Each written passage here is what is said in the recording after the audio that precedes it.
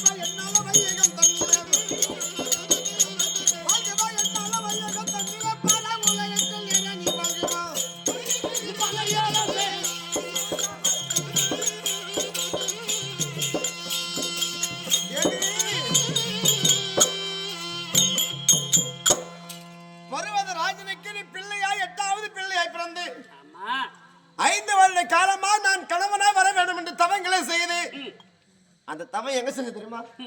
இமயகிரி சாரல் சொல்லக்கூடிய இமயகிரி மலை அடிவாரத்திலே தவம் செய்தாய் 5 வருஷ காலமா.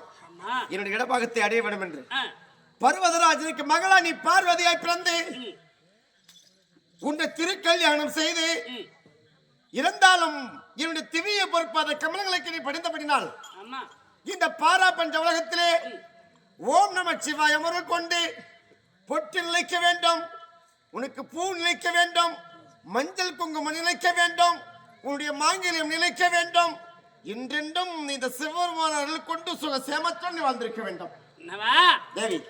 அப்படி ஒரு மனைவியை கணவர் வாழும் என்று வாக்குறுத்த ரொம்ப சந்தோஷம் தான். உண்மைதான். நீ அழைத்ததோ செதி என்னுமோ